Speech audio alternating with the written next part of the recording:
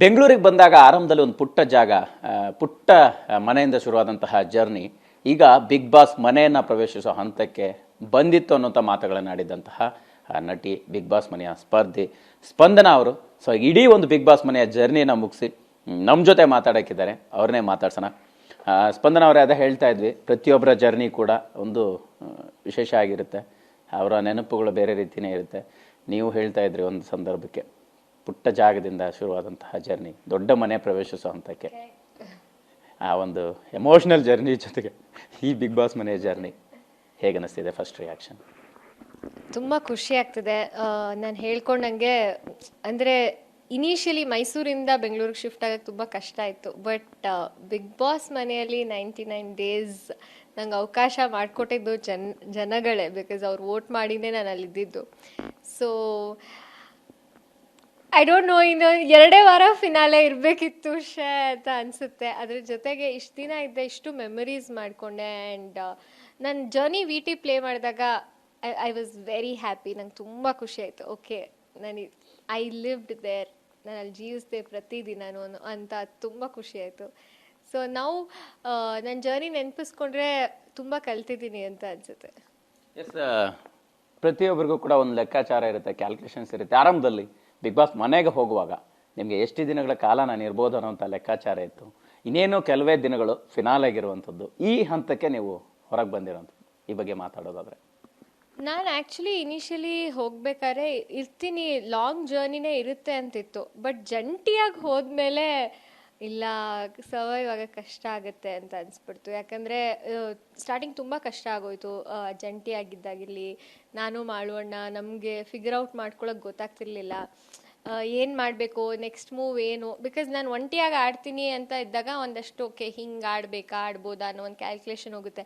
ಜಂಟಿಯಾಗೇ evict ಆಗ್ಬೋದು, ಜಂಟಿಯಾಗೇ nominate ಆಗಬೇಕು ಅಂತ ಬಂದಾಗ ತುಂಬ ಕಷ್ಟ ಆಯಿತು. ಸೊ ಇನಿಷಿಯಲಿ ಇಲ್ಲ, ಒಂದು 4 ವಾರ 5 ವಾರ ಇರ್ತೀನೇನೋ ಅನ್ನೋ ಥರ ಫೀಲ್ ಆಗೋಯ್ತು.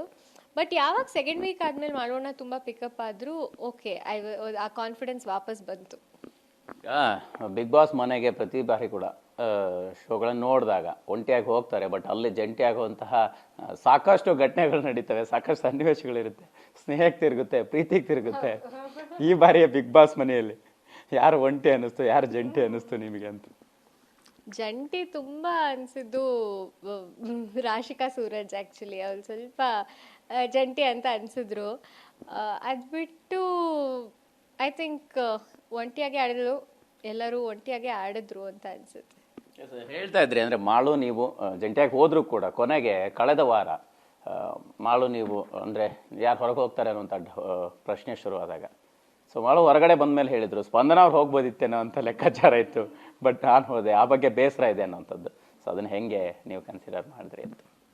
ಅಂದರೆ ಆ್ಯಕ್ಚುಲಿ ಮಾಳೋಣ ಇದು ಹೇಳಿದ್ದಾರೆ ಅನ್ನೋದೇ ನಂಗೆ ಸರ್ಪ್ರೈಸಿಂಗ್. ಯಾಕೆಂದರೆ ಒಳಗಡೆ ಅವರು ಒಂದು ಸ್ವಲ್ಪ ದಿನಕ್ಕೆ ಮುಂಚೆ ನಾಮಿನೇಟ್ ಆಗಿದ್ದಾಗಲೂ ಹೇಳ್ತಾರೆ, ಅಪ್ಪಿ ನಾಳೆ ನಾನೇ ಅನಿಸುತ್ತೆ, ನನ್ನ ನಂಬರೇ ಬರುತ್ತೆ ಅನಿಸುತ್ತೆ, ಅದಕ್ಕೆ ನನ್ನ ಬಟ್ಟೆಗಳು ಬಂದಿಲ್ಲ, ನಂಗೆ ಅನಿಸ್ತಾ ಇದೆ ನಾನೇ ಹೋಗ್ತೀನಿ ಅಂತ. ಲಾಸ್ಟ್ ವೀಕ್ ಅಲ್ಲ, ಅದಕ್ಕಿಂತ ಮುಂಚೆ ನಾಮಿನೇಟ್ ಆದಾಗಲೇ ರಾತ್ರಿ ಹೇಳಿರ್ತಾರೆ ನನ್ನ ಜೊತೆ. ಸೊ ಸರ್ಪ್ರೈಸಿಂಗ್ಲಿ ಹೊರಗಡೆ ಅವರು ಹೆಂಗೆ ಹೇಳಿದ್ರು ಅನ್ನೋದು ಗೊತ್ತಿಲ್ಲ.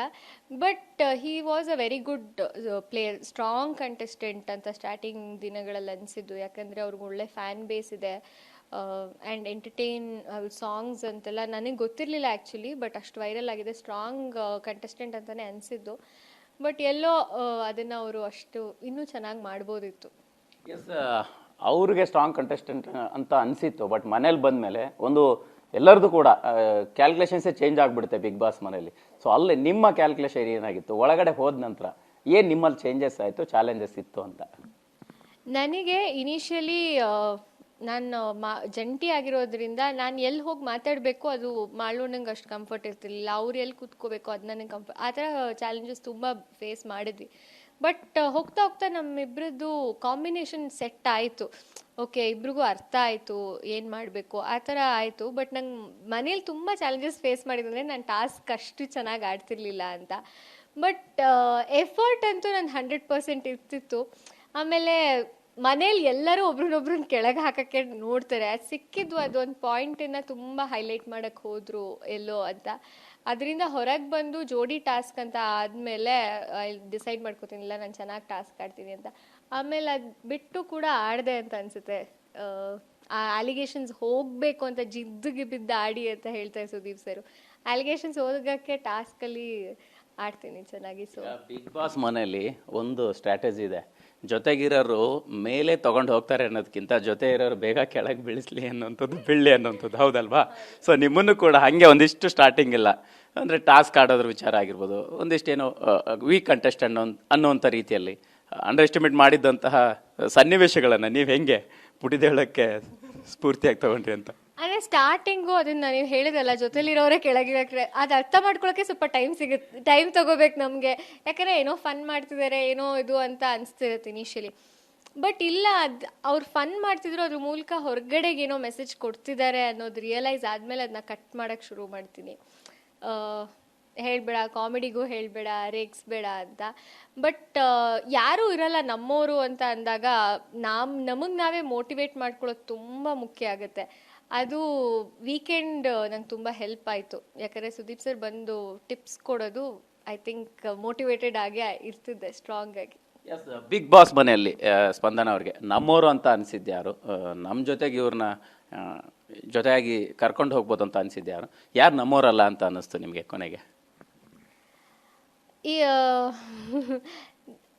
100% ನಮ್ಮವ್ರು ಯಾರೂ ಇಲ್ಲ ಅಂತ ಗೊತ್ತಿತ್ತು. ಬಟ್ ಎಲ್ಲೋ ಕಂಫರ್ಟ್ ಅಂತ ಅನಿಸಿದ್ದು ಕಾವ್ಯ.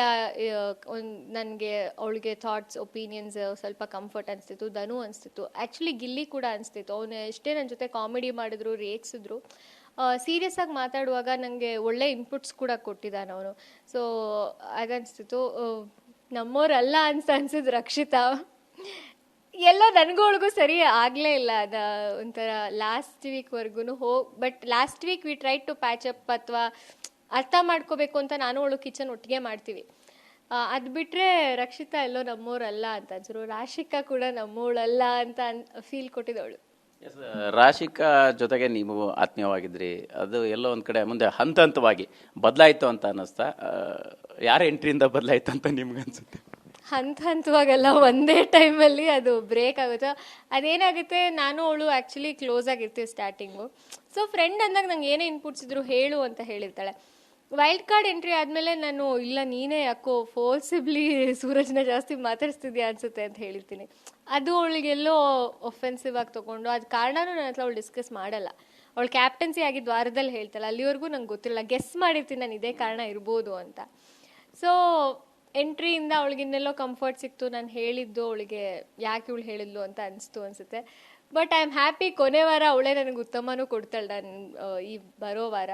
ಸೊ ಎಲ್ಲೋ ಆ ಮೈಂಡ್ಸೆಟ್ ಮತ್ತೆ ಚೇಂಜ್ ಆಯ್ತಾ ಅಥವಾ ಸೂರಜ್ ಹೋಗಿದ್ದರಿಂದ ಚೇಂಜ್ ಆಯ್ತಾ ಗೊತ್ತಿಲ್ಲ. ಬಟ್ ಎಸ್, ಇನ್ನು ಕ್ಯಾಪ್ಟನ್ಸಿ ವಿಚಾರಕ್ಕೆ ಬಂದಾಗ ನೀವು ಇಡೀ ಬಿಗ್ ಬಾಸ್ ಮನೆಯಲ್ಲಿ ಒಂದೇ ಬಾರಿ ಕ್ಯಾಪ್ಟನ್ ಆದ್ರಿ. ಸೊ ಅದನ್ನು ಕೂಡ ಉಳಿಸ್ಕೊಳ್ಳೋಕ್ಕೆಲ್ಲ ಕೂಡ ಸಾಧ್ಯ ಆಗಲಿಲ್ಲ ಅಂತ ಅನ್ನಿಸ್ತಾ? ಅಂತಂದರೆ ನಿಮಗೆಲ್ಲ ಕಾಲಿಗೆ ಪೆಟ್ಟಾಗಿರುವಂಥ ಸನ್ನಿವೇಶ. ಸೊ ಆ ಘಟನೆ ಹೇಗಾಯಿತು, ಏನು ಕ್ಯಾಪ್ಟನ್ಸಿ ಬಗ್ಗೆ ಹೇಳೋದಾದರೆ? ಕ್ಯಾಪ್ಟನ್ಸಿ ಒಂಥರ ಕೈಗೆ ಬಂದಿತ್ತು, ಬಾಯಿಗೆ ಬಂದಿಲ್ಲ ಅಂತ ಹೇಳಬೇಕಾ ಅಂತ ಗೊತ್ತಿಲ್ಲ. ಯಾಕೆಂದರೆ ಮನೇಲಿ ಕ್ಯಾಪ್ಟನ್ ಆಗೋದು ನನ್ನ ಪ್ರಕಾರ, ಕ್ಯಾಪ್ಟನ್ ಆದವ್ರಿಗೆ ಆ ವಾರ ತುಂಬ ಅವ್ರ ವ್ಯಕ್ತಿತ್ವ ಏನು ಅಂತ ಜನಕ್ಕೆ ತೋರ್ಸಕ್ಕೆ ತುಂಬ ಜಾಗ ಸಿಗುತ್ತೆ, ತುಂಬ ಸ್ಪೇಸ್ ಸಿಗುತ್ತೆ, ತುಂಬ ಅಟೆನ್ಷನ್ ಇರುತ್ತೆ, ಅಧಿಕಾರ ಇರುತ್ತೆ ಅಂತೆಲ್ಲ ನನ್ನ ತಲೆಯಲ್ಲಿತ್ತು. ಬಟ್ ಆ ವಾರ ನಾನು ಕಾಲೇಟ್ ಮಾಡ್ಕೊಂಡು ತುಂಬ ರಿಗ್ರೆಟ್ ಮಾಡ್ತೀನಿ. ಯಾಕಂದರೆ ನಾನು ಅಭಿನ ಚೂಸ್ ಮಾಡಿರ್ತೀನಿ. ಅಭಿ ಟಾಸ್ಕಲ್ಲಿ ಚೆನ್ನಾಗಿದ್ದಾನೆ, ಕಂಫರ್ಟಬಲ್ ಆಗಿ ಆಡ್ತಾನೆ, ಕಾಮಾಗಿರ್ತಾನೆ ಅನ್ನೋ ಪರ್ಸ್ಪೆಕ್ಟಿವಲ್ಲಿ ಅವ್ರನ್ನ ಚೂಸ್ ಮಾಡಿರ್ತೀನಿ. ಆಟ ಆಡಬೇಕು ಅನ್ನೋ ಜೋಶಲ್ಲೇ ಆಟ ಆಡೋಕ್ಕೋಗಿ ನಂಗೆ ಕಾಲಿಗೆ ಏಟಾಗುತ್ತೆ. ಅದೆಲ್ಲೋ ಚೈತ್ರಕ್ಕಂಗೆ ಹೋಗಿ ನಂಗೆ ಅವ್ರು ವಿನ್ ಆದಾಗ್ಲೂ ಅಯ್ಯೋ ನಾನು ಇದನ್ನ ಆಟ ಆಡಿಲ್ಲ, ತಗೋಬೇಕಾ ಬೇಡವಾ ಅನ್ನೋದೇ ಇರುತ್ತೆ. ಅದು ಹೋದಾಗ ತುಂಬ ಬೇಜಾರಾಗಲ್ಲ ನನಗೆ. ಯಾಕೆಂದರೆ ನಾನು ಆಟ ಆಡಿರಲ್ಲ, ಆಡದೇ ಬಂತು, ಲಕ್ಕಿಂದ ಬಂತು ಅಂತೇನು, ಅದು ಯಾಕೆ ಬೇಕು, ಗುಡ್ ದ್ಯಾಟ್ ಇಟ್ ವೆಂಟ್ ಅಂತಲೇ ಸ್ವಲ್ಪ ಅನಿಸಿದೆ ಜಾಸ್ತಿ. ಎಸ್, ಈಗ ನೀವು ಕಾಲಿಗೆ ಪೆಟ್ಟು ಮಾಡ್ಕೊಂಡ್ರಿ, ಬಟ್ ಅಲ್ಲಿ ಎಲ್ಲೋ ಒಂದು ಕಡೆ ಅದರಿಂದ ನಿಮ್ಗೆ ಹಿಂದೇಟ್ ಆಗ್ಬೋದು, ಹೊರಗಡೆ ಬಂದ್ಬಿಡ್ಬೋದು ಅನ್ನೋಂಥ ಕ್ಯಾಲ್ಕುಲೇಷನ್ಸ್ ಎಲ್ಲ ಇತ್ತು. ಅದ್ರ ಜೊತೆಗೆ ಎಲ್ಲೋ ಒಂದು ಕಡೆ ನಿಮಗೆ ಅದೇ ಲಕ್ ಬಗ್ಗೆ ಮಾತಾಡ್ತಿದ್ರು, ಲಕ್ಕು ಕೂಡ ಇತ್ತು ಅಂತ ಅನ್ನಿಸ್ತಾ ಮನೇಲಿ, ಹೇಗೆ ಅಂತ? ಲಕ್ ಇತ್ತು ಅಂತ I don't know, completely luck ಇತ್ತು ಅಂತ ಹೇಳಕ್ಕೆ ಇಷ್ಟಪಡಲ್ಲ. ನಾವು ಆ ಸ್ಟೇಜಿಗೆ ಹೋಗಿದ್ದೀವಿ ಅಂದ್ರೇ ವಿ ಆರ್ ಆಲ್ ಲಕ್ಕಿ ಅಂತ ಅನಿಸುತ್ತೆ. ಬಟ್ ಕಾಲಿಗೆ ಏಟ್ ಬಿದ್ದಿದ್ದು ಆ ಥಾಟ್ ಬಂದಿತ್ತು, ನಂಗೆ ಏಟ್ ಆಗಿದೆ ಅಂತ ಕಳಿಸ್ಬಿಟ್ರೆ, ನನಗೆ ಕಾಲು ಏಟಾಗಿದೆ ಅಂತ ಮನೆಗೆ ಹೋಗಬೇಕು ಅನ್ನೋ ಥರ ಬಂದರೆ, ನಾನು ಟಾಸ್ಕ್ ಆಡಿದ್ದೆ ಇಲ್ಲಿ ಸರ್ವೈವ್ ಆಗಬೇಕು ಅಂತ, ಬಟ್ ಅದೇ ಇವಾಗ ಹೋಗಬೇಕು ಅಂತ ಬಂದುಬಿಟ್ರೆ ಅಂತ ಭಯ ಇತ್ತು. ಬಟ್ ಮೆಂಟಲಿ ಯಾವಾಗಲೂ ಆ ವೀಕ್ ತುಂಬ ಕಷ್ಟ ಆಯಿತು. ಏನೂ ಆಡೋಕ್ಕಾಗ್ತಿಲ್ಲ, ಒಂಥರ ಒಂದು ಕಡೆನೇ ಕೂತ್ಕೋಬೇಕು, ನಂಗೆ ರೆಡಿ ಆಗೋಕ್ಕಾಗ್ತಿಲ್ಲ, ಓಡಾಡೋಕ್ಕಾಗ್ತಿಲ್ಲ. ಬಟ್ ಮೋಟಿವೇಟ್ ಮಾಡಿಕೊಂಡು ಸರ್ವೈವ್ ಆಗ್ತಾ ಆಮೇಲೆ ನೋವು ಗ್ರ್ಯಾಜುಲಿ ಕಮ್ಮಿ ಆಗ್ತಾ ಇದ್ರಿಂದ ಹೆಲ್ಪ್ ಆಯಿತು. ಈಗ ಗಿಲ್ಲಿ ಕೆಲವರಿಗೆ ಕಾಮಿಡಿ ಅನಿಸ್ತಾರೆ, ಕೆಲವರಿಗೆ ಇರಿಟೇಷನ್ ಅಂತಾರೆ ಅನ್ನೋಂಥ ಚರ್ಚೆ ಇದೆ. ಸೊ ಮನೆಯಲ್ಲಿ ನೀವು ಅವ್ರ ಜೊತೆ ಜರ್ನಿ ಮಾಡಿರೋಂಥದ್ದು ನೋಡೋದಾದ್ರೆ ಗಿಲ್ಲಿ ಮತ್ತು ಕಾವ್ಯ, ಗಿಲ್ಲಿಯ ಕ್ಯಾರೆಕ್ಟ್ರು ಅದ್ರ ಬಗ್ಗೆ ಏನು ಅನಿಸುತ್ತೆ ಅಂತ?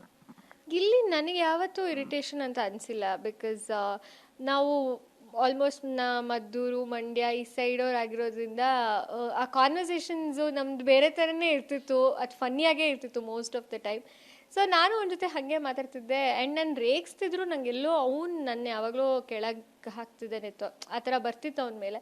ಆ ಥರ ನನಗೆ ಪರ್ಸ್ನಲಿ ಅವ್ನು ಮಾಡಿಲ್ಲ ಇರಿಟೇಷನ್ ಅಂತ. ಲಾಸ್ಟ್ ವೀಕೆ ನಾನು ಅವ್ನಿಗೆ ಹೇಳ್ತೀನಿ, ತುಂಬ ಟಾಕ್ಸಿಕ್ ಥರ ಮಾಡ್ತಿದ್ಯಾ ಕಣೋ, ಅಂದರೆ ಅಶ್ವಿನಿ ಮ್ಯಾಮ್ ಧ್ರುವನ್ ಜೊತೆ ಒಂದು ಇದಾಗುತ್ತೆ ಲಾನಲ್ಲಿ. ಅಲ್ಲಿ ಒಂದೇ ಸಲ ಅವ್ನಿಗೆ ಸ್ಟ್ರೇಟಾಗಿ ಹೇಳ್ತೀನಿ, ನೀನು ಟಾಕ್ಸಿಕ್ ಥರ ಫೀಲ್ ಆಗಿಬಿಟ್ಟೆ, ನಿನ್ನ ಥರನೇ ನಂಗೆ ಕಾಣಿಸ್ಲಿಲ್ಲ ಮೂಮೆಂಟಲ್ಲಿ ಅಂತ. ಅದು ಬಿಟ್ಟು ಅವನು ತುಂಬ ಇರಿಟೇಷನ್ ಮಾಡ್ತಾನೆ. ಅವ್ನು ಕಾಮಿಡಿ ಇರಿಟೇಟಿಂಗ್ ಅಂತ ಅನ್ಸಲ್ಲ. ಗಿಲ್ಲಿ ಅಂದರೆ ರಕ್ಷಿತಾ ಪರವಾಗಿ ಆರಂಭದಲ್ಲಿ ಆದರೆ ಅಶ್ವಿನಿ ಅವ್ರದ್ದು ಜಾನ್ವಿ ಗೆಜ್ಜೆ ಸೌಂಡ್ ಮಾಡಿದಂಥ ಸಂದರ್ಭ ಇತ್ತಲ್ಲ, ಅದೆಲ್ಲಕ್ಕೂ ಕೂಡ ಸಪೋರ್ಟಿವ್ ಆಗಿ ನಿಂತಿದ್ದೆ. ಅವನಿಗೆ ಇಲ್ಲಿ ತಕ್ಕ ಜರ್ನಿಗೆ ಅವ್ರಿಗೆ ಪಾಸಿಬಿಲಿಟಿ ಆಯಿತಾ? ಅದು ಏನು ಪ್ಲಸ್ ಆಯಿತು ಅಂತ ಅನಿಸುತ್ತೆ ಅವ್ರ ಜರ್ನಿಲಿ? ಅಂದರೆ ಅದು ಒಂದೇ ಅವನು ಇಲ್ಲಿವರೆಗೂ ಮಾಡಿದ್ದಾನೆ ಅಂತ ಇಲ್ಲ. ಅವನು ಸುಮಾರು ಕಡೆ ತುಂಬ ಚೆನ್ನಾಗಿ ಮಾತಾಡಿದ್ದಾನೆ. ಅವ್ನು ಮಾತಾಡೋ ಕಡೆ ಎಲ್ಲ ಅವ್ನ ಕಾರಣಗಳು ಕೊಡಬೇಕಾದ್ರೆ ನಾನು ಈ ವಾರನೂ ಅದೇ ಹೇಳ್ತೀನಿ, ನನಗೆ ಅವನ ಮನೇಲಿ ಪರ್ಸ್ಪೆಕ್ಟಿವ್ ಬಿಲ್ಡ್ ಆಗಿದ್ದೆ ಆವಾಗಿಂದ. ಇಲ್ಲ ಅವನು ಏನೇ ಕಾಮಿಡಿ ಏನೇ ಇದ್ರೂ ಅವನ್ನ ಏನು ಕಾರಣ ಕೊಡಬೇಕು, ಏನು ಹೇಳಬೇಕು ಅಂತ ಕರೆಕ್ಟಾಗಿ ಹೇಳ್ತಾನೆ ಅನ್ನೋದು. ಸೊ ಅಲ್ಲಿ ನಿಂತಿದ್ದು ಅವ್ನಿಗೊಂದು ಐಡೆಂಟಿಟಿ ಕೊಡ್ತು ಅಫ್ಕೋರ್ಸ್. ಯಾಕಂದರೆ ಫಸ್ಟ್ 3 ವೀಕ್ಸಲ್ಲಿ ನಾವೆಲ್ಲರೂ ನಮ್ಮ ಐಡೆಂಟಿಟಿ ಸೆಟ್ ಮಾಡ್ಕೋತೀವಿ ಅನಿಸುತ್ತೆ. ಓಕೆ, ಇವ್ರಂದರೆ ಹೀಗೆ, ಇವ್ರಂದರೆ ಹೀಗೆ ಅಂತ. So Gilli identity initially set ಆಯಿತು, ಬಟ್ ಅವ್ನು ಅದೊಂದರಿಂದನೇ ಇಲ್ಲಿವರೆಗೂ ಇದ್ದಾನೆ ಅಂತಿಲ್ಲ. He is entertained through out ಅಂತ ಅನಿಸುತ್ತೆ. ಅಶ್ವಿನಿ ಅವರು ಅಂದರೆ ಅವ್ರ ವರ್ಷನ್ ಮತ್ತೆ ಚೇಂಜ್ ಆಯಿತು ಅಂತ ಅನಿಸುತ್ತಾ ಹೇಗೆ? ಯಾಕಂತಂದರೆ ಎಲ್ಲೋ ಚೇಂಜ್ ಆಗಿದ್ದಾರೆ ಅನ್ನೋ ಥರದ್ದು ಟಾಕ್ ಇತ್ತು, ಬಟ್ ಆದರೆ ಆಗಿಲ್ಲ ಅನ್ನೋ ಥರದ್ದು ಚರ್ಚೆ ಇದೆ. ಇಷ್ಟು ದಿನ ಆದರೂ ಕೂಡ ಅವ್ರಿಗೆ ಕ್ಯಾಪ್ಟನ್ ಆಗಿಲ್ಲ ಅನ್ನೋಂಥ ಒಂದು ಬೇಸರ ಇದೆ. ಸೊ ಅದೇ ಏನು ಹೇಳ್ತೀರಾ ಅಶ್ವಿನಿ ಅವ್ರ ಬಗ್ಗೆ? ಇದು ಆ್ಯಕ್ಚುಲಿ ನಾನು ಗಿಲ್ಲಿ ಕಾವ್ಯ ಕೂತ್ಕೊಂಡು ಮಾತಾಡ್ಬೇಕಾದ್ರೆ ಗಿಲ್ಲಿ ಕಾವ್ಯ ಇಬ್ಬರು ಹೇಳ್ತಾರೆ ಅವ್ರು ಚೇಂಜ್ ಆಗಿಲ್ಲ ಅಂತ. ನಾನು ಇಲ್ಲ ಹಾನೆಸ್ಟ್ಲಿ ಎಫರ್ಟ್ ಹಾಕಿ ಚೇಂಜ್ ಆಗಿದ್ದಾರೇನೋ ಅಂತ ನನ್ನ ತಲೆಯಲ್ಲಿರುತ್ತೆ. ಬಟ್ ತುಂಬ ಫ್ಲಿಪ್ ಆಗೋದ್ರು ಪಾಸ್ಟ್ ವೀಕ್ ಅಂತ ಅನಿಸುತ್ತೆ. ಅಡುಗೆ ಮನೆ ಅವ್ನು ರೇಗಿಸ್ತಾ ಅಂತ ಅವನಿಗೂ ಅಶ್ವಿನಿ ಮ್ಯಾಮ್ಗೂ ಬಾತ್ರೂಮಲ್ಲಿ ಒಂದು ಚರ್ಚೆ ಆಗುತ್ತೆ ಅನ್ನೋ ಮಾತ್ರಕ್ಕೆ ಅಷ್ಟು ಅಡುಗೆ ಮಾಡ್ತಿರೋರು ಅಡುಗೆಗೆ ಬರಲ್ಲ ಅವರು. ನಂದೇನಿದೆ ಪಾತ್ರೆ ತೊಳೆಯೋದಲ್ವ, ನಾನು ಅದೊಂದು ಮಾಡ್ತೀನಿ ಅಂತ ತುಂಬ ಫ್ಲಿಪ್ ಆಗೋದು ಈ ವಾರ. ಆಮೇಲೆ ಅವರು ಈವನ್ ವೀಕೆಂಡಲ್ಲಿ ರಾಶಿಕಂಗೆ ಮಾತಾಡಿದ್ದಾಗಿರ್ಬೋದು, ಲಾನಲ್ಲಿ ಗಿಲ್ಲಿಗೆ ಮಾತಾಡಿದ್ದಾಗಿರ್ಬೋದು, ಎಲ್ಲ ಒಂಥರ 2.0ನೇ ಇರಲಿಲ್ಲ, ಸುಮ್ಮನೆ ಹೇಳ್ತಾ ಇದ್ರು 2.0 ಅಂತ ಅನಿಸ್ತು. ಎಸ್, ಇನ್ನು ರಕ್ಷಿತಾ ಆರಂಭದಲ್ಲಿದ್ದಂಗೆ ಈಗ ಇರಲಿಲ್ಲ ಅಂತ ನಿಮ್ಗೆ ಅನ್ನಿಸ್ತಾ? ಸೊ ಜೊತೆಗೆ ಅವರ ಅಂದರೆ ಗೆಲ್ಲುಗೋಸ್ಕರ ಏನೆಲ್ಲ ಚೇಂಜಸ್ ಮಾಡ್ಕೊಂಡ್ರು ಅಂತ ಅನಿಸುತ್ತೆ ರಕ್ಷಿತಾ? ಈ ಲಾಸ್ಟ್ ವೀಕೆಂಡ್ ಆ ಪಂಚಿಂಗ್ ಒಂದು ಆ್ಯಕ್ಟಿವಿಟಿಲಿ ನಾನು ಹೇಳ್ತೀನಿ, ಅದೇ ಅವಳು ಬಂದಾಗ ಅವಳು ಆ ಪೊಸಿಷನ್ಗೆ ಹಾಕ್ತಾರೆ ಎಲ್ಲರೂ ಅವಳನ್ನ ಒಂಥರ ವಿಕ್ಟಿಮ್. ಅವಳು ಏನೂ ಮಾಡದೇ ಇದ್ರೂ ಅವಳ ಮೇಲೆ ತುಂಬ ಆಪಾದನೆಗಳು ಬರುತ್ತೆ. ಅವಾಗ ಅವಳಿಗೆ ಜೆನ್ಯೂನ್ ಆಗಿ ಫೀಲ್ ಮಾಡ್ಕೊಂಡಿದ್ದೆ. ಬಟ್ ಅದನ್ನು ಅವಳು ಚೆನ್ನಾಗಿ ಕ್ಲೆವರಾಗಿ ಸ್ಟ್ರಾಟಜೈಸ್ ಮಾಡಿಕೊಂಡು ಆಡ್ತಿದ್ದಾಳೆ ಇವಾಗ ಅಂತ ಅನಿಸುತ್ತೆ. ಸ್ಪಂದನ ಅವರ ವಿಚಾರವಾಗಿ ಜಾನ್ವಿ ಅವರು ಆಡಿದಂಥ ಒಂದು ಮಾತು ತುಂಬ ಚರ್ಚೆಗೆ ಕಾರಣ ಆಯಿತು. ಅದು ತುಂಬ ಸೋಷಿಯಲ್ ಮೀಡಿಯಾದಲ್ಲಿ ಚರ್ಚೆಗೆ ಕಾರಣ ಆಯಿತು. ಸ್ಪಂದನ ಅವರಿದ್ದಿದ್ದು ಅದೃಷ್ಟದಿಂದನ, ಆಟದಿಂದನ, ಅಥವಾ ಮನೆ ಮಗಳು ಅನ್ನೋಂಥ ಕಾರಣಕ್ಕೆ ಅನ್ನೋಂಥ ವಿಚಾರ ಹೇಗೆ ತಗೋತೀರಿ ಇದನ್ನು? ನಗು ಬರುತ್ತೆ ಒಳಗಡೆನೂ. ಆ್ಯಕ್ಚುಲಿ ವೀಕೆಂಡಲ್ಲಿ ಡಿಸ್ಕಸ್ ಮಾಡಿದ್ಮೇಲೂ ಅವಾಗಲೂ ನಂಗೆ ನಗು ಬರುತ್ತೆ. ಯಾಕಂದರೆ ಅವರು ಇದೇ ಮನೆ ಮಗಳು ಹಂಗೆ ನೋಡೋಕೆ ಹೋದರೆ ಅವ್ರು ಆ ಥರ ಸ್ಟೇಟ್ಮೆಂಟ್ ಮಾಡಿದ್ರು ಅನ್ನೋದೇ ಒಂಥರ ಶಾಕಿಂಗ್. ಬಟ್ ಯಾರೋ ಇಲ್ಲಿ ಮಗಳು ಅಥವಾ ಸೊಸೆ ಮಗ ಅನ್ನೋದಕ್ಕೆ ಅಲ್ಲಿ ಉಳ್ಕೊಳಕ್ಕೆ ಸಾಧ್ಯನೇ ಇಲ್ಲ. ನಾವು ಜನರು ಮನೆ ಮಗಳಾಗಬೇಕು, ಯಾವುದೋ ಒಂದು ಚಾನೆಲ್ ಮನೆ ಮಗಳಾದರೆ ಇರೋಕ್ಕಾಗಲ್ಲ. ಆಲ್ಸೋ ಜಾನ್ವಿ ಮ್ಯಾಮ್ ಆ ಒಪಿನಿಯನ್ ಚೇಂಜ್ ಆಯಿತು ಅನಿಸುತ್ತೆ. ಯಾಕಂದರೆ ರೆಸಾರ್ಟ್ ಟಾಸ್ಕ್ ಅಂತ ಬಂದಾಗ ಆ ವಾರ ಕ್ಯಾಪ್ಟನ್ಸಿಗೆ ಅವ್ರು ನನಗೆ ವೋಟ್ ಮಾಡಿ ಒಂದಷ್ಟು ಒಳ್ಳೆ ವಿಷಯಗಳು ಹೇಳ್ತಾರೆ, ನಾನು ಚೇಂಜ್ ಆಗಿದ್ದು, ಇಂಪ್ರೂವ್ ಆದೆ, ಅದೆಲ್ಲ. ಸೊ ಅವ್ರ ಸ್ಟೇಟ್ಮೆಂಟ್ ಅವರೂ ಎಲ್ಲೋ ಆ ಒಪಿನಿಯನ್ ಅವ್ರಿಗೂ ಚೇಂಜ್ ಆಯಿತು ಅಂತ ಅನಿಸುತ್ತೆ ನನಗೆ. ಇದೆಲ್ಲರ ಜೊತೆಗೆ ಅಂದರೆ ನೀವು ಹೋಗುವಾಗ ಒಂದೇನೋ ಲೆಕ್ಕಾಚಾರ ಇರುತ್ತೆ ಬಿಗ್ ಬಾಸ್ ಮನೆಯಿಂದ ಹಿಂಗಿರುತ್ತೆ ಹಂಗಿರುತ್ತೆ ಅಂತ. ಏನು ನಿಮಗೆ ಪಾಸಿಟಿವ್ ಇತ್ತು, ಏನು ನೆಗೆಟಿವ್ ಆಯಿತು ಲೈಫಲ್ಲಿ ಅನ್ನೋವಂಥದ್ದು? ಇವಾಗ ಆ್ಯಕ್ಚುಲಿ ಬಂದಿರೋದು ನನಗೆ ಇನ್ನೂ ಕರೆಕ್ಟಾಗಿ ಸೋಷಿಯಲ್ ಮೀಡಿಯಾನೂ ನೋಡಿಲ್ಲ ನಾನು ಕಂಪ್ಲೀಟಾಗಿ. ಬಟ್ ಅಲ್ಲಿ ತುಂಬ ಅಂದರೆ ಪೇಷನ್ಸಲ್ಲಿ ಇದ್ದೆ ನಾನು. ಆ ಪೇಷನ್ಸ್ನ ತುಂಬ ಕಲ್ತ್ಕೊಂಡೆ ಕೂಡ. And I made good friends. ಅದು ನನಗೆ ಮಮ್ಮಿ ಪಪ್ಪ, ನಮ್ಮಮ್ಮ ಅಪ್ಪ ಇಲ್ಲ ತುಂಬ ಇಷ್ಟಪಟ್ಟರು. And they were proud. ನಿನ್ನ ವ್ಯಕ್ತಿತ್ವ ಏನಿತ್ತು ಅದನ್ನೇ ಉಳಿಸ್ಕೊಂಡಿದ್ಯಾ, ನಮ್ಗೆ ಅದಕ್ಕೆ ತುಂಬ ಹೆಮ್ಮೆ ಇದೆ ಅಂತಲೇ ವೆಲ್ಕಮ್ ಮಾಡಿಕೊಂಡ್ರು ನಂಗೆ ಮನೆಗೆ. ಆ್ಯಂಡ್ ಸ್ಮಾಲ್ ಜರ್ನಿ ಆಗಿರಲಿಲ್ಲ, 99 ಡೇಸ್ ಸ್ಮಾಲ್ ಜರ್ನಿ ಅಲ್ವೇ ಅಲ್ಲ. ಸೊ ಆ ವ್ಯಕ್ತಿತ್ವನ ಉಳಿಸ್ಕೊಂಡಿದ್ಯಾ, ವಿ ಆರ್ ಹ್ಯಾಪಿ ಅಂತ. ಸುದೀಪ್ ಸರ್ ಕೂಡ ನನ್ನ ವಿಟಿ ನೋಡ್ಬಿಟ್ಟು ಅದೇ ಹೇಳ್ತಾರೆ, ನಿಮ್ಮ ಇನ್ನೋಸೆನ್ಸ್ ಥ್ರೂ ಔಟ್ ವಿಟಿ ಇತ್ತು, ನಿಮ್ಮ ವಿಟಿ ನೋಡಿದಾಗ ಗ್ರಜ್ಜು ಇದು ಆ ಥರದ್ದು ಆ ಇನ್ನೋಸೆನ್ಸ್ ಉಳಿಸ್ಕೊಂಡಿದ್ದೀರಾ ನೀವು ಅಂತ ಹೇಳ್ತಾರೆ. ಸೊ ಅದೊಂಥರ ನನಗೆ ಓಕೆ ಥ್ಯಾಂಕ್ ಯು ಅಂತ ಅನಿಸಿತು.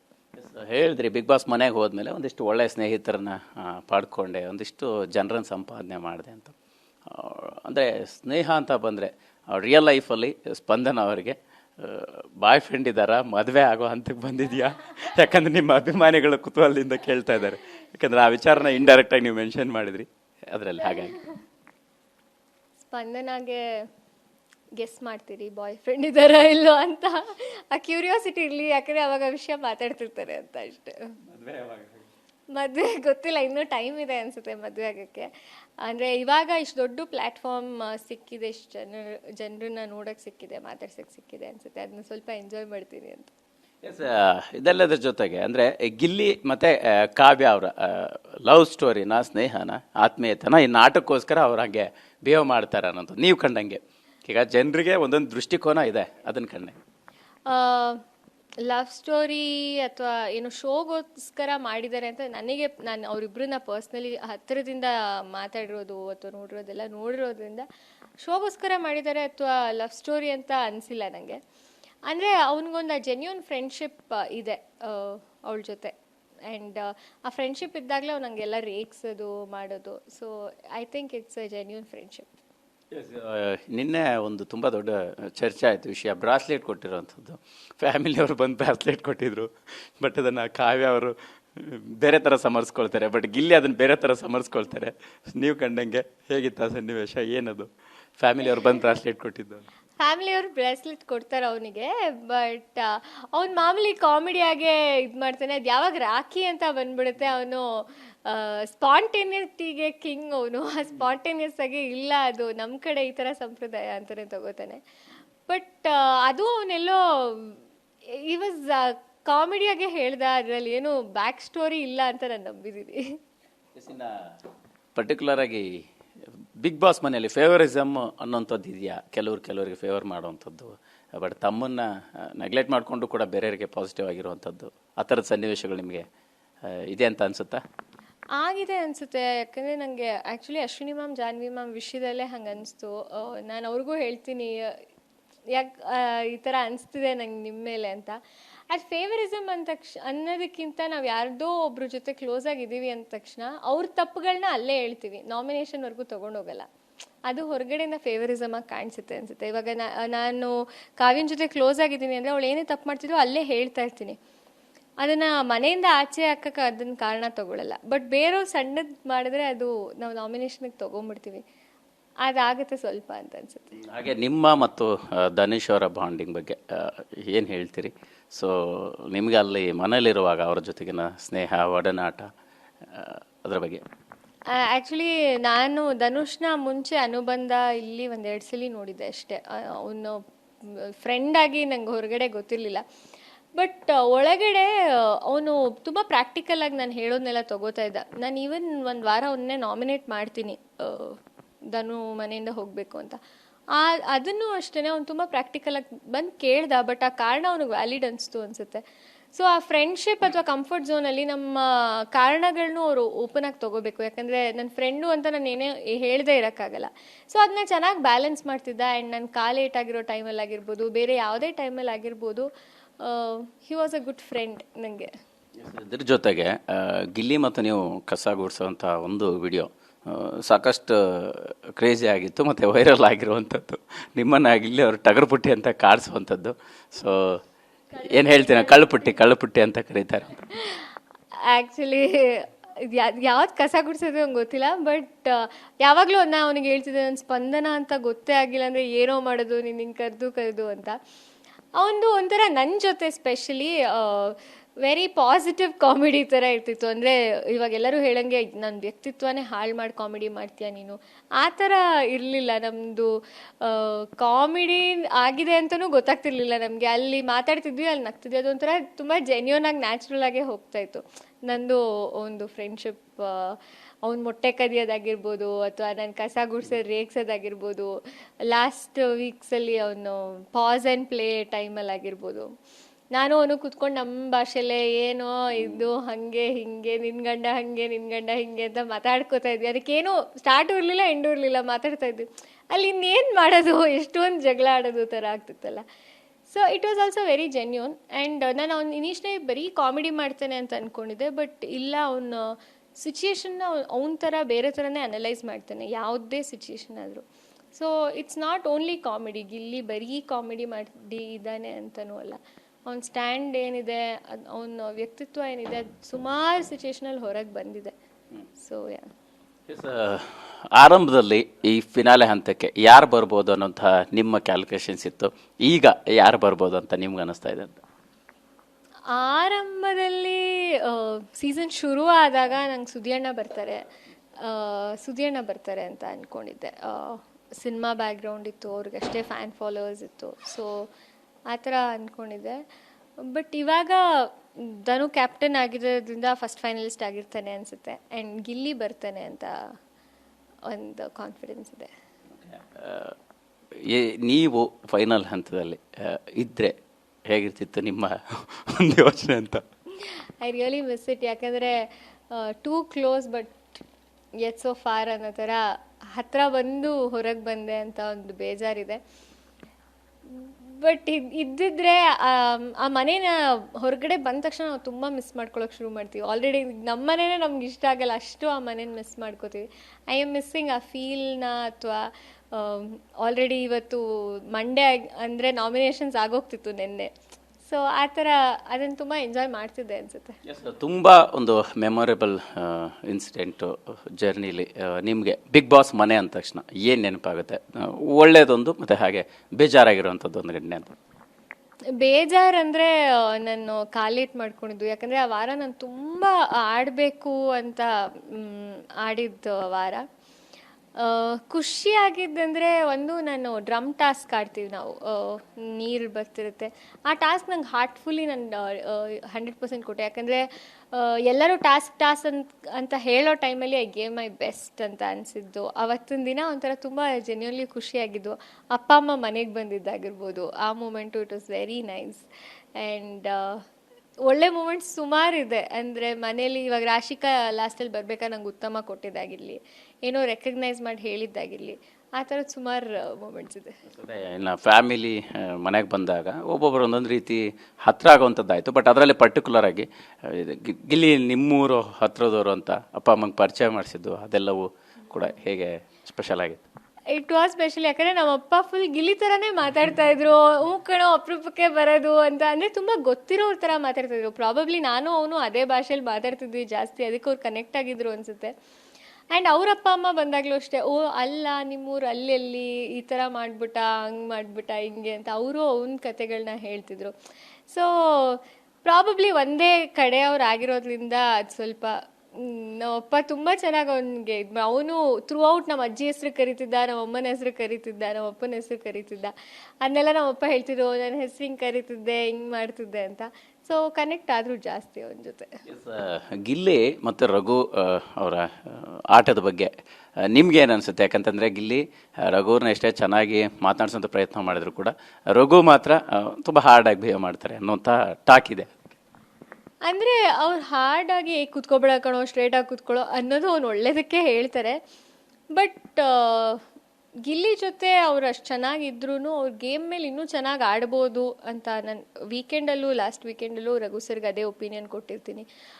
ಯಾಕಂದರೆ ಫ್ರೆಂಡ್ಸ್ ಆಗಿರೋದ್ರಿಂದ ಏನೋ ಬರೀ ಅವನೊಬ್ಬನಿಗೆ ಬರೀ ಕೂತ್ಕೋ ನಿಂತ್ಕೋ ಅನ್ನೋದು ಬಿಟ್ಟು ಅವ್ರು ಆ್ಯಕ್ಚುಲ್ ಒಪಿನಿಯನ್ಸ್ನ ಕೊಡ್ಬೋದು. ಯಾಕಂದರೆ ಕಳಪೆಲಿ ಅವರು ನಂಗೆ ಅಷ್ಟು ಸರಿ ಒಪಿನಿಯನ್ ಕೊಟ್ಟರು ಅಂತ ಅನ್ಸಲ್ಲ. ಗಿಲ್ಲಿನ ಕಳಪೆ ಹಾಕಿದಾಗ ಅವ್ರು ಕೊಟ್ಟಿರೋ ಕಾರಣ ಅಷ್ಟು ಸರಿಗಿದೆ ಅನ್ಸಲ್ಲ. ಸೊ ಅವ್ರ ಗೇಮನ್ನು ಆ್ಯಕ್ಚುಲಿ ಇನ್ನೂ ಚೆನ್ನಾಗಿ ಆಡ್ಬೋದು. ಎಲ್ಲೋ ಹಿ ಈಸ್ ನಾಟ್ ಅಂತ ಅನ್ಸುತ್ತೆ. ಮಾಳು ನಿಮ್ಮ ಜೊತೆಗೆ ಜಂಟಿ ಆಗಿದ್ರು, ಸೊ ಹಾಗಾಗಿ ಅವ್ರ ಬಗ್ಗೆ ಹೇಳ್ತಾ ಇದ್ದೀನಿ. ಕಳೆದ ವಾರ ಬಂದಾಗ ಅಂದರೆ ತುಂಬ ಬೇಜಾರದಲ್ಲಿ ಮಾತಾಡ್ತಾ ಇದ್ರು. ಅಂದರೆ ಫೈನಲ್ಗೆ ಹೋಗ್ಬಿಡ್ತೀನಿ ಅನ್ನೋಂಥ ಲೆಕ್ಕಾಚಾರ ಅವರಲ್ಲಿತ್ತು. ಎಲ್ಲೋ ಇಡೀ ಉತ್ತರ ಕರ್ನಾಟಕ ಬೇಜಾರು ಮಾಡ್ಕೋದೆ ಅನ್ನೋಂಥ ಮಾತು ತುಂಬ ಅವ್ರಿಗೆ ಒಂದು ರೀತಿ ಬ್ಯಾಕ್ ಫೈರ್ ಆಯಿತು. ಸೊ ನಿನ್ನೆ ಮತ್ತು ಸುದೀಪ್ ಸರ್ ಅದಕ್ಕೆ ಎಲ್ಲವೊಂದು ಕೂಡ ಕ್ಲಾರಿಟಿ ಕೊಡುವಾಗ ಅವರು ಮಾತಾಡಿದ್ದೆಲ್ಲೋ ಅರಿವು ಆಯಿತು ಅಂತ ಅನಿಸುತ್ತೆ. ಸೊ ಅದೆಲ್ಲವನ್ನು ಹೆಂಗೆ ಕನ್ಸಿಡರ್ ಮಾಡಿ? ಆ್ಯಕ್ಚುಲಿ ಮಾಡೋಣ ಹೊರಗೆ ಬಂದಮೇಲೆ ಯಾಕೆ ಹಂಗೆ ಮಾತಾಡಿದ್ರು ಅನ್ನೋದೇ ನಂಗೆ ಗೊತ್ತಿಲ್ಲ. ಒಳಗಿದ್ದಾಗ ಎಷ್ಟೋ ವಾರಕ್ಕೆ ಮುಂಚೆ ಈ ವಾರ ಹೋಗ್ತೀನಿ ಅನ್ಸುತ್ತೆ ಅಂತ ಹೇಳಿದ್ರು. ಐ ಡೋಂಟ್ ನೋ, ಹೊರಗಡೆ ಬಂದಾಗ ಗೇಮನ್ನು ಅವರು ಇನ್ನೂ ಟಾಸ್ಕ್ ಆಡೋದೇ ಗೇಮು ಅಂತ ಅನ್ಕೊಂಬಿಟ್ರು ಏನೋ.